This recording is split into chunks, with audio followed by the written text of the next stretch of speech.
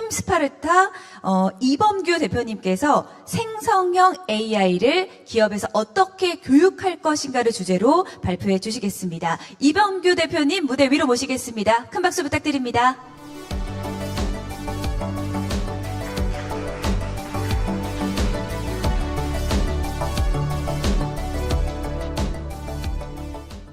네, 안녕하세요. 팀 스파르타 대표 맡고 있는 이범규입니다. 네. 저희가 이제 회사 이름은 팀 스파르타이고요. 아마 스파르타 코딩 클럽이라고 하는, 아마 이렇게 끄덕끄덕 하시는 분들은 광고에서 제 얼굴을 보신 분들 같은데, 예. 이렇게 이제 왕초보 대상의 코딩 교육을 하고 있는 이제 업체입니다. 오늘 특별히 요 주제로 꼭 한번 강연을 해봐야 되겠다 이런 생각을 했는데, 제가 사실 여기 이제 HR 분들도 많이 오시고 또 요새 AI와 관련돼서 위에서 야 우리도 AI 교육 좀 시켜야 되는 거 아니냐 얘기하시고 그런데 막상 그래서 뭘 시켜야 되지? 이게 없잖아요. 그죠? 제가 사실 2주 전에 실리콘밸리에 출장을 갔다 왔는데 거기서 뭐 페이스북 분들도 만나고 뭐 아마존 분들도 만나고 뭐 다른 뭐 한인 분들도 만나고 했는데 거기도 똑같은 고민하고 있어요. 거기도 위에서 AI 심지어 AI 자기네들이 만들었는데도 불구하고 야 이거 가지고 뭔가 교육을 해야 되는데 뭘 교육을 어떻게 해야 되는지에 대해서 다들 서로 쟤네는 어떻게 하고 있는지 열심히 사례를 많이 찾고들 계시더라고요. 그래서 저희가 이제 요새 그 중심에 많이 있습니다. 그래서 저희가 오늘 좀 사례 중심으로 뭐 대충 어떤 생각을 가지고 저희도 이제 어떻게 교육을 준비해서 어떤 회사들이 이제 어떻게 교육하셨는지 이런 것들을 조금 한 방에 좀 벤치마킹 케이스들을 얻어 가실 수 있도록 좀 준비를 했습니다. 스파르타 소개만 앞에 간단히 드리고 본 내용으로 넘어갈게요. 스파르타는요, 이제 뭐 개인이 가진 역량의 코딩을 곱해서 큰일을 만든다 이렇게 써 있는데 사실은 이제 왕초보분들 그냥 코딩을 전혀 해본 적이 없는 분들 사실 우리 사회에 개발자 이런 단어도 우리가 많이 쓰지만 개발자는요 전체 이 직업 인구 중에서 0.5%밖에 안 됩니다. 그러니까 구청에서 이렇게 체육관에 주민들 200명 모이세요 하면 거의 개발자 한 명 있을까 말까 합니다. 중요한 거는 나머지 199명, 그러니까 99.5%의 사람들이 나도 코딩을 한번 배워봐야 되는데 나도 뭔가 DX 한번 해봐야 되는데 나도 뭔가 AI 한번 배워봐야 될 것 같은데 하는데 기회가 있는 것 같다라는 게 이제 저희가 출발한 출발점이었고요. 그래서 저희는 사실 이렇게 뭐 이론을 가르쳐주고 이게 아니라 어떻게 하면은 그냥 바로 써먹고 이제 코딩을 할 수 있을까에 좀 더 집중을 해서 처음부터도 뭘 안 가르쳐 줘야 되는지에 집중을 많이 해서 이제 설립이 된 업체예요. 그러다 보니까 이제 지금으로서는 누적 수강생이 한 70만 명 정도 되시고, 네, 또 매출도 굉장히 건실히 잘 내고 있어서, 뭐, 올해는 아마 한 500억 정도의 영업이익도 뭐 100억대로 달성이 되지 않을까 이렇게 보고 있습니다. 뭐, 팀 스파르타를 한 번이라도 맛본 사람들이 이제 이렇게 되고, 뭐, 올해부터는 아마 저희가 이제 연간 4,000명 정도씩 개발자를 길러낼 것 같아요. 그래서 이제 이게 한국 1년 신입 개발자의 한 20% 정도 되는 양입니다. 그래서 굉장히 많은 개발자들을 저희가 길러내고 있는 업체로서 또 친구들 사이에서 유명하기도 합니다. 뭐 그러한 이제 명성들을 바탕으로 부트캠프도 있고 뭐 여러 가지들을 하고 있지만 이제 여러분들이 이제 관심 있을 만한 이제 AI를 활용한 이제 기업 교육들을 굉장히 열심히 하고 있어요. 그래서 이제 그 얘기들을 좀 오늘 들려드릴까 합니다. 자, 이제 여기서부터가 본론인데요. 이미 한 3분의 1 정도는 AI를 활용을 하고 있어요. 회사들이. 그런데, 요게 조금, 3분의 1씩 활용하고 있으니까 그래. 뭐, 우리도 활용을 해야 되는데, 이런 게 중요한 게 아니고요. 요게 중요합니다. 응답자의 79%가 한 번이라도 생성형 AI를 경험했는데 쓰는 사람은 3분의 1이라는 거죠. 아마 여기에도 챗GPT 한 번쯤 채팅 날려보신 분들은 다들 있을 거예요. 그치만 그걸 가지고 내 업무에다가 좀 사용을 하고 있다? 뭐라 될까? 챗GPT를 어떻게 쓰는지는 알겠는데 이걸 가지고 내 업무에 어떻게 쓰는지는 잘 모르겠어. 그리고 기존 방식이 좀 더 편한 것 같아. 이렇게 되는 게 지금 현실이거든요. 근데 그 와중에 누군가는 쓰고 있다는 거예요. 신기하죠? 나도 챗GPT는 쓸 줄 아는데 쟤는 어떻게 쓰고 있는 거지? 이게 핵심이겠죠? 그죠? 자, 여기서도 이제 산업 전체에서도 요새 이런 얘기들이 많이 나옵니다. AI는 일자리의 위협인가 창출 기회인가. 아까 문제 채용 얘기도 이렇게 해주셨는데 AI가 발전하면 이런 포지션이 필요 없을 것 같으니까 뽑지 말자. 내지는 AI가 발전하면 뭐 개발자를 대체할 거니까 뽑지 말자. 그런 마인드를 갖고 계실 수도 있는데 개인적으로는요, 그거는 10년 텀을 보셨을 때 이제 그런 얘기들이 하실 수 있고요.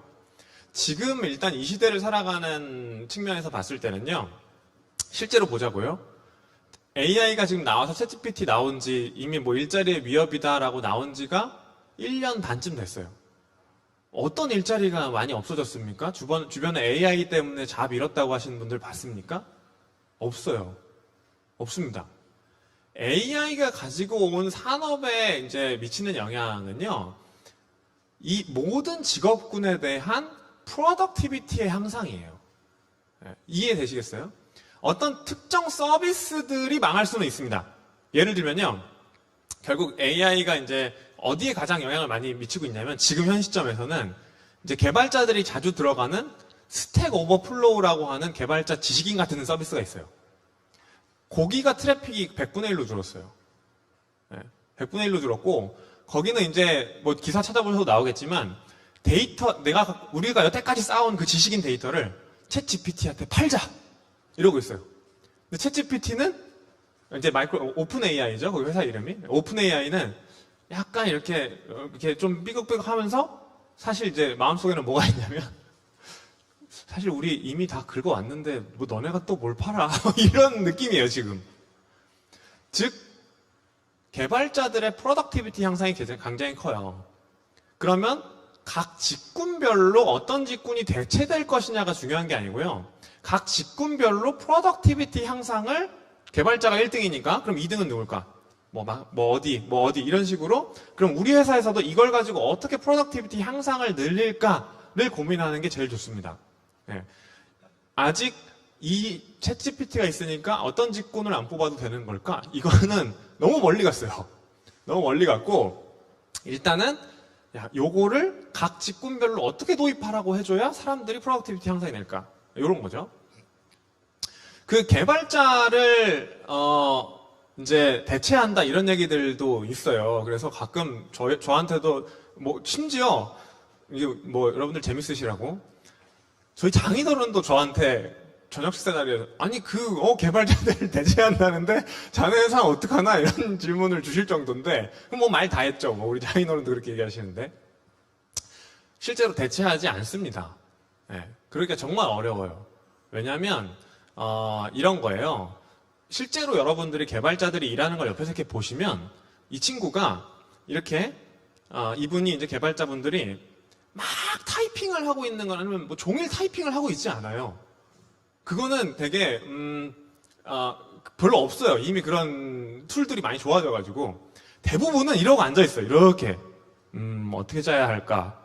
뭘 하는 게 어떻게 아키텍처를 짜는 게 우리 비즈니스에 도움이 되는 걸까? 이거를 이렇게 하다가 하고 이렇게 하거든요. 코딩을 하거든요. 자기 업무에서 이렇게 그 반복 자동화 그리고 이제 소위 뇌를 적게 쓰고 하는 코딩 업무 같은 경우는 전체 업무 중에 한 20-30%밖에 안 돼요. 그걸 챗GPT가 많이 도와주는 거예요. 네, 이해되시겠죠? 네, 그래서 거의 뭐 대체가 된다고는 볼 수 없고 심지어 개발자를 할지라도 프로덕티비티의 향상이 굉장히 된다. 자, 그러면 이제 우리는 좀 이제 각자의 업들에서 어떻게 프로덕티비티 향상이 될지를 좀 생각을 해보면 좋을까 이런 게 있는데요. 지금 챗 GPT 4 옴니가 나왔습니다. 4 옴니 혹시 써보신 분들 있어요? 없다? 그러면 안 돼요. 적어도 이런 우리 회사에서의 어떤 프로덕티비티 향상을 주도하는 사람들이라면 자기가 먼저 써보는 건 너무 당연하겠죠. 그죠? 저도 그래서 일부러 결제해서 계속 써보고 있어요. 이런 게 나왔구나, 저런 게 나왔구나. 왜냐면 딱 요 정도가 좋아요. 여러분들의 이제 조직 사이즈마다 좀 다를 수도 있는데 이 조직이라고 하는 게 뭐 오늘 내가 기획하고 내일 문화 바꾼다고 프로세스가 내일 모레 바뀌고 이렇지 않잖아요. 그죠? 이게 시간이 걸린단 말이죠. 그럼 6개월 정도는 걸릴 거예요. 뭐 인식 개선부터 시작해가지고 뭐 이것저것. 그러면 지금 챗GPT 4 옴니 정도가 나와 있는데 챗GPT 6 정도가 나올 거를 생각을 하고 일을 짜시면 좋아요. 이해가 되시나요? 챗GPT 4가 지금 나와 있는데 4 나왔으니까 이거 보면서 에이 아직 뭐 그 이제 할루시네이션이라는 이슈가 있습니다. 할루시네이션 뭐냐면은 그럴 듯하게 그러니까 한국말로 해석하면요. 또 여러분들 이제 그 졸음을 좀 떨치시라는 의미에서 한국말로 해석하면 그럴 듯하게 구라를 친다 이런 뜻이에요. 할루시네이션이. 그 이슈가 있거든요. 근데 에이 저런 이슈가 있으니까 아직 챗GPT 못 써먹겠네. 이러면 그 회사는 평생 못 써먹어요. 그게 아니라 그러면 챗GPT 3.5에서 4가 되는데 이 정도 발전이 있었으니까 지금부터 1년 뒤쯤 6가 되면은 할루시네이션 많이 줄어들 거고 아니면 적어도 예를 들면 챗GPT 3.5에서는 정보 검색이 잘 안 됐어요. 요새 정보, 예를 들면 어제 어떤 뉴스가 있었어 이런 게 안 나왔다고요. 4.0은 나오거든요. 그리고 심지어 거기다가 그 서치 모듈을 붙여놔가지고 걔가 지금 내가 갖고 있는 데이터가 아니면 인터넷에서 찾아봐요. 그런 식으로 해결이 되고 있단 말이에요. 그러니까 이게 해결이 그러면 얼추 되겠구나라는 것을 이 파도의 앞자리에서 우리가 먼저 예상을 해줘야 되는 거죠. 이해되시겠죠? 그러면 그 예상을 여러분들이 직접 하는 건 이제 어려우실 수 있으니 너는 어떻게 예상을 하고 있니? 뭐 이렇게 궁금하실 텐데 저도 이제 경영자로서 저희 회사도 이제 한 150명 정도 되는데 프로덕티비티 향상 굉장히 중요하거든요. 어떻게 보고 있냐면요. 사람이 할 일은 점점 감성과 결정이 남을 것이다. 이런 생각을 하고 있어요. 감성과 결정. 왜냐하면 챗GPT가 결정을 해줄 수는 있지만 책임은 챗GPT가 지지 않잖아요. 그럼 결국에 결정의 문제를 개인이 피할 수 없을 거예요. 네. 그래서 나를 잘 도와주는 일종의 인턴이다 이렇게 이제 생각을 하는 게 편하겠죠. 네. 그렇지만 결정은 내가 한다. 그리고 감성의 문제는 또 계속 남을 거예요. 그래서 여러분들도 한번 요 생각을 해보시면 되게 좋아요. 내가 하고 있는 비즈니스가 감성의 영역인가? 어떤 영역인가? 예를 들어 볼게요. 여기 이제 금융보험 산업도 있고 뭐 여러 가지가 있는데 교육 서비스 산업도 저기 있어요. AI를 뭐 도입하면은 이제 많이 영향을 받을 거다 이렇게 써 있는 건데 저는 개인적으로 교육 산업이 AI가 도입되더라도 끝까지 사람이 들어가야 될 업이라고 생각해요. 왜냐하면 실제로 교육 서비스를 해보면요. 당신이 뭘 알고 뭘 모르고 이런 것들을 잘 알려줄 수 있는 도구가 없거나 책이 없거나 자료가 없거나 이래서 교육 서비스를 이용하시는 게 아니에요. 대부분의 경우는 넌 할 수 있어. 다 하셨네요. 대부분 잘하시네요. 이런 어떤 감성 케어적인 영역이 교육에서 진짜 많은 부분을 차지합니다. 특히 요새같이 유튜브나 이런 모든 자료들을 솔직히 내가 찾으려면 찾을 수 있는 자료들이 많은 세상에서는 감성의 영역이야말로 교육이 마지막으로 홀딩하고 있는 영역이라고 생각을 하고 있어요. 그리고 저희 회사 사람들도 교육운영팀에 가서 일하는 걸 보면은 맨날 친구들 이제 상담해주고 뭐하고 이런 걸 하는 거예요. 이런 식으로 우리 비즈니스가 그러면은 감성의 영역이 남네? 그러면 핵심은 나머지 부분들 자동화할 게 뭐가 있지? 이런 것들을 이제 봐주는 거, 게 필요한 거죠. 또 제가 보는 것 중에 하나가 뭐가 있냐면 이제 챗GPT 한 6 정도가 된다고 하면 아직 남은 게 뭐가 하나 있냐면 기업의 데이터 아직은 퍼블릭한 인포메이션들만 가지고 대답을 해줘요. 얘가 예를 들면 이런 거예요. 뭐 강남구에서 가장 맛있는 돈가스집 어디니? 이 정도는 해줄 수 있어요. 아니면 어제 페루에서 뉴스 어떤 일들이 있었니? 뭐 이런 것들 해줄 수 있어요. 근데 이런 건 안 돼요. 우리 고객 김철수 씨한테 어떤 보험 상품이 가장 필요하니? 이런 거는 지금 하기가 어려워요. 왜? 챗GPT가 프라이베이트한 데이터를 학습하지 못해서 그래요. 아직. 그거 학습을 하게 해주는 게 학습이야 쉽지만 정보보안 문제들이 계속 깔려 있잖아요. 그죠? 그래서 요새는 이제 프라이베이트 GPT라 그래가지고 이거를 아예 너희 회사한테 쓸 수 있게 이렇게 빌려주는 형태들이 많이 고안되고 있는데, 그게 아마 해결되고 나면 우리 회사에서 지금 고객 맞춤형으로 어떤 것들을 이제 한다든지, 이제 이런 데이터베이스에 대한 접근이 굉장히 쉬워지겠죠. 이해되시겠나요? 네. 그래서 이런 식으로 조금 미래를 예측하면서 우리가 좀 가야 될 것 같다, 이런 생각들을 좀 하고 있습니다. 자, 이제 그래서 뭐 여러 가지 업스킬링들이 필요하다 이렇게 이제 써 있기는 한데요. 현 기술력 업그레이드 뭐 이렇게 좀 어려운 말들이 써 있는데, 쉽게 얘기하면 일단 엑셀이라고 해볼게요. 그러면 그 엑셀을 쓸 준비가 되어 있어야 되겠죠? 무슨 준비냐면은 일단 숫자적으로 뭔가 기록하고 사고를 하는 마인드셋이 되어 있어야 돼요. 그죠? 네. 그게 현 기술력 업그레이드라는 뜻입니다. 두 번째, 엑셀을 사용할 수 있는 회사의 환경이 구축돼야 돼요. 나만 엑셀 다 안 쓰는데 나만 쓰고 보고 체계도 엑셀과 하나도 관련이 없고 이러면 안 되겠죠. 그죠? 그리고 마지막으로는 엑셀을 공부를 해야 되겠죠. 그죠? 똑같습니다. 네. AI도 AI를 가지고 뭘 할 수 있는지에 대한 생각들을 좀 해보고, 그리고 AI를 직장 내에서 자주 쓰시는 환경들이 좀 구축이 돼야 되고, 마지막으로는 뭐 챗GPT가 됐든 뭐가 됐든 AI 공부를 좀 해야 되겠죠. 그래서 이 직무별로 이제 리스킬, 업스킬링이 필요하다. 그리고 이제 어떻게 써먹을까 이런 고민들을 하시는데, 이 AI가 지금 이제 제일 많이 쓰이는 게 뭐냐면은 마케팅과 세일즈에 많이 쓰인다고 하는 거예요. 이게 이제 맥킨지 보고서인데, 왜 마케팅과 세일즈에 많이 쓰일까요? 이 AI가 불러온 미래를 요약하면요, 뭐냐면 초개인화예요. 초개인화. 이런 거예요. 옛날에도 나를 도와줄 인턴 사원을 뽑을 수 있었어요. 그죠? 근데 우리 부서에서 뽑았죠. 그럼 부서가 공통적으로 걔한테 시켜야 될 일만 시키는 거죠. 그죠? 걔가 날 따라다니면서 계속 일을 해줄 수는 없잖아요. 그죠? 모든 사람한테 비서를 비춰줄 수는 없으니까요. 근데 AI가 생기면 그게 가능해지는 거예요. 자, 또 하나 예를 들어볼게요. 저도 이제 하루에도 여러 가지의 그 SMS들을 봤는데, 뭐 광고 문자들이죠. 뭐 올리브영 세일합니다. 뭐 이런 것들. 100만 명, 아마 뭐 한 몇백만 명한테 한 번에 보낼 때 보내실 것 같은데, 획일화된 메시지가 나가고 있죠? 그죠? 좀 이상하지 않습니까? 근데 이게 AI가 들어가면, 이범규님, 지난달에 선크림 사셨는데, 뭐 다 쓰지 않으셨어요? 뭐 하셨어요? 어쩌셨어요? 다 100만 명한테 개인화된 메시지가 나갈 수 있는 거예요. 어떻게? 개인화된 메시지에 대한 생각과 뇌를 AI가 써주니까, 지가. 이해되시겠어요?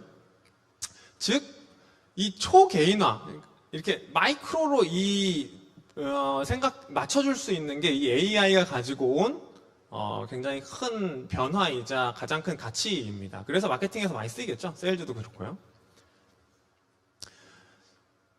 자, 근데 그러다 보니까 AI를 가르칠 때도 똑같아요.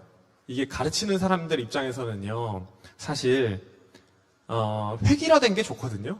그럴 거 아니에요. 가르치는 사람 입장에서는 코스 하나 만들어 놓고 그거 가지고 그냥 이게 주구장창 하면서 사실 이거 배우면 다 할 수 있습니다, 이렇게 얘기하면 되는데, AI가 가지고 온 미래가 뭐라 그랬습니까? 커스터마이징이라고 했죠. 교육도 커스터마이징으로 해줘야 돼요. 네. 솔직히 얘기를 해볼까요? 엑셀 교육을 한다고 해볼게요. 엑셀 교육을 해요. 엑셀을 어떻게 쓰는지 교육을 해요. 그거는 여전히 계속 간극을 가져갈 수밖에 없습니다. 뭐랑 간극이 있냐면요, 그래서 내 업무에 엑셀을 어떻게 써야 된다는 거야. 이게 대표적으로 여러분들 아마 뭐 SQL이라고 하는, 혹시 데이터를 뽑는 이런 랭귀지를 한번 들어보신 분들 있을 거예요. SQL 공부하는 우리 젊은 친구들이 너무너무 많습니다. 그러나 SQL을 우리 회사에서 어떻게 쓸지 모르겠다. 네. 즉, 이게 반쪽짜리 교육이 계속 된다는 거죠. 그래서 AI가 커스터마이징을 리딩하는 만큼 교육도 커스터마이징이 돼야 된다는 게 현재의 저희 생각이고요. 실제로 저희가 그걸 어떻게 느꼈냐면, 저희도 처음 할 때는 이런저런 이제 이유들로 교육을 하세요. 그리고 대부분은 저 오른쪽 밑에 시장에서 앞서 나가고 싶다. 이게 약간의 뭐 경영자들 입장에서는 특히 약간의 포모가 있습니다. 야, 우리보다 쟤네가 먼저 저 AI 교육해가지고 뭔가 새로운 거 뭐 내는 거 아니야? 이렇게. 그래서 우리도 앞서 나가려면 해야 되는데 이렇게 이제 생각들을 많이 하시는데 실제로 저희가 그래서 한 곳 한 곳들을 다 이렇게 만나서 미팅을 들어보면요. 다 커스터마이징이 필요해요. 네, 다 커스터마이징이 필요해요. 그래서 이 회사는 인식 개선부터 해야 되고 저 회사는 뭐부터 해야 되고 저 회사는 무슨 직군에 뭐만 해야 되고 이런 게 다 다르더라고요. 그래서 이제 저희도 생각을 한 게 이런 이제 모듈형 교육입니다. 모듈형 교육이 뭐냐면요. 마케터, 뭐 회계, 뭐 인사, 뭐 이런 직군별로 따다닥 나눠놓고 그 다음에 초급, 중급, 고급 이렇게 나눠놔가지고 이거를 다 매트릭스로 그걸 준비를 한 거예요. 그래서 예를 들면 마케터한테 초급 AI 교육은 이걸 해주고 예를 들면은 재무 쪽에 뭐 중급 교육은 이걸 해주고 이런 식으로 쭉 준비를 해놓고 이 틀을 가져가서 이제 HR 담당자하고 조각 맞추기를 하는 거예요. 요거 우리는 배우면 될 것 같고요. 사례는 이런 걸 넣어서 프로젝트 하면은 딱일 것 같습니다. 또 여기는 여기 뭐 이제 20명 규모의 경영지원팀이에요. 업무 자동화 할게요. 그러면 요거 하셔가지고 배우면 되고 마지막 프로젝트는 이렇게 가시죠. 이런 식으로 좀 하고 있습니다. 그래서 요거는 그냥 저희가 보는 거고 이런 식으로 이제 쭉 해놓은 거예요. 저희가 자료 준비들. 그래서 요거 가지고 가가지고 이제 미팅을 보통 하면은 그래 이게 이제 딱 필요한 거네 우리 회사에 이렇게 이제 많이 되죠. 왜냐하면 이게 리더십, 사무 업무, 뭐 기획자 채용, 경영 지원 다 다르기 때문입니다. 배워야 될 게 너무너무 다 다르고요. 그래서 하나씩 사례들을 한 4-5개 정도 보고 마치겠습니다. 이 회사는요, 이제 여러분들이 매일 쓰시는 이제 커뮤니케이션 앱을 만드는 K사. 이 K사 같은 경우는, 살짝 그 IT에 대한 이해도가 조금 있거든요. IT 회사다 보니까 어느 정도 조금씩은 있으세요. 그래서 여기는 아예 뭘 했냐면 AI하고요. 여기 구글 워크스페이스를 써요. 구글 인바이로먼트로 구성이 되어 있어요. 직장 내 모든 프로그램들이. AI하고 구글 워크스페이스를 연동하는 방법들을 교육한 거예요. 그러면 정말 코딩 하나도 필요 없이 뭐 메일링 자동화라든지 아니면 뭐 취합이라든지 뭐 이런 것들을 이제 할 수 있어요. 네. 이런 것들 이제 하신 케이스들이 있었고, 그 다음에 뭐 여기도 거의 이제 제조업 H사, 여기는 이제 여러분들이 이제 자주 드시는 치킨을 만드는 회사인데요. 어떻게 써요? 제조업이고 또 이제 주로 그 치킨을 만들고 하니까 IT에 대한 이해도가 거의 없으시겠죠. 그럼 일단 흥미부터 올려야 돼요. 그래서 여기는 뭘 하셨냐면 이미 다양한 생성형 AI를 가지고 이제 엑셀, 워드를 하는 것뿐만 아니라 이 이제 이미지를 만들어 가지고 뭔가 회사에다 계속 써먹어 봅시다. 뭐 이런 교육들을 좀 하셨어요. 네, 여기서부터 출발을 하는 거예요, 여기는. 또, 이제 금융업 H사 같은 경우는, 여기는 이제, 굉장히 저희를 잘 이용하고 계신 케이스인데요. 이제 뭐 국내 1위 금융사고, 여기는 아예 앞선 회사들은 거의 뭐 3일, 뭐 이틀, 뭐 이런 식으로 풀타임 교육을 좀 하셨거든요. 여기는 3주를 한 거예요. 그러면 이제 어떻게 되냐면, 요 회사의 팀이 뭐였냐면 이런 겁니다. 챗GPT가 딱 나온 거예요. 근데 회장님이 이걸 보신 거죠? 무슨 생각을 하셨냐면, 진짜 대단하신 게, 옛날만큼 코딩을 배울 필요가 없겠네? 이런 생각을 한 거예요. 왜냐면 코딩을 옛날에는 뭐 한 10까지 배워야 이제 뭐 업무 자동화도 하고 뭐도 하고 이렇게 되는데, 이제는 3만 배우고 챗GPT를 해가지고 도움받아서 완성하면 되겠네? 그럼 우리 그 직원들도 코딩 교육을 해서 코딩을 써먹으라고 해서 약간 반개발자처럼 업무를 하는 게 말이 되겠네? 이 생각을 하신 거예요. 그래서 옛날에는 진짜 개발자를 만들려면 뭐 5개월, 10개월씩 걸렸는데, 여기는 그래서 어떻게 하냐면 3주 동안 이 부서를 굉장히 다양하게 해서 이 에이스들을 다 빼요. 이 에이스들을 3주 동안 시간을 다 빼요. 그래서 저희 강의장에다가 불러놓고 약간의 파이썬 교육 1주, 그 다음에 AI 교육 1주, 그 다음에 진짜 현업에서 써먹을 수 있는 나의 업무 자동화 프로그램을 만드는 거 1주. 예. 근데 이제 저희도 이거 저 반신반의하면서 했었거든요. 시작은. 왜냐면 이게 이제 여러분들이 생각하시는 무슨 대리 사원급이 아니에요. 대부분 뭐 부장급도 많이 오세요. 그러면 과연 할 수 있을까 이런 생각 들었는데 이게 되더라고요. 그래서 실제로 정말 머리 깨끗하신 부장님께서도 메일링 자동화 서비스 같은 거 만들어서 이제 후배들이 올려주는 엑셀 같은 것들 이제 맨날 열어가지고 이거 이렇게 해서 보냈었는데 이걸 그냥 쫙 열어서 자동화해서 보내는 거 만드신다든지, 아니면 어떤 분들은 이제 고객과의 문안 인사 같은 거 이 증권사에서는 하잖아요. PB들이 이렇게. 그러면은 고객과의 문안 인사 할 때 이거를 일일이 다 할 수 없으니까 오늘의 좋은 글귀 이런 거 보낸단 말이에요. 얼마 의미 없어요, 솔직하게. 그래서 고객들이 각자의 종목에 대한 어제의 한 뉴스 같은 거 보내드리고 이렇게 하는 거예요. 그럼 솔직하게 지금이야 아직은 티가 많이 안 나지만 이분들이 모이면 이제 한 5년쯤 뒤가 됐을 때는 이 증권사가 내부적으로 IT를 정말 잘 다루시는 혁신들이 많이 일어나겠죠. 그래서 여기는 6회 차에 걸쳐서 했어요. 그래서 총 한 300명 정도를 계속 또 뽑고 이렇게 해가지고. 그래서 정말 만족하시는 케이스고, 여기 라면으로 유명한 이제 N사 같은 경우는 CDS가 뭐냐면 시티즌 데이터 사이언스 이제 사이언티스트 양성 과정. 이게 뭐냐면은 이제 또 데이터 분석가는 아닌데 데이터를 얼추 다룰 줄 아는 직장인 이런 뜻이에요. 예. 그거를 이제 양성을 하신 거예요. 이게 이제 챗GPT도 그렇고 이제 파이썬 교육 같은 거를 이제 쭉 하다 보면은 옛날보다는 훨씬 더 쉽게 여기에 2단계로 갈 수도 있거든요. 그래서 여기 같은 경우는 요 교육을 이제 또 한 며칠 동안 받으시고 내부적으로 이제 아예 이제 RPA 경진대회 같은 거를 주기적으로 열겠다. 이런 식으로 가셨어요.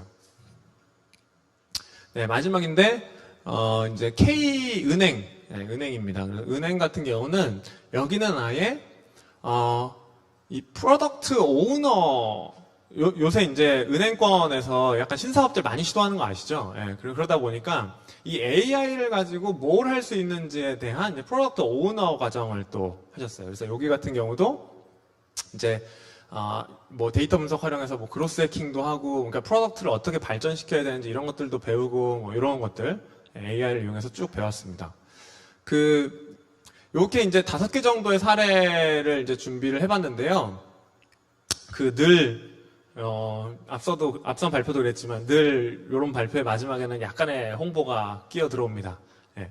저희 이제 B2B 팀이 기업 교육 팀이 엄청나게 요새 이게 정말 물밀듯이 문의가 들어오고 있어서 진짜 신나게 일을 하고 계신데, 이분들이 또 세상을 위해 뭘 했냐면 정부가 지원해서 이걸 무료로 들을 수 있는 프로그램을 따왔어요.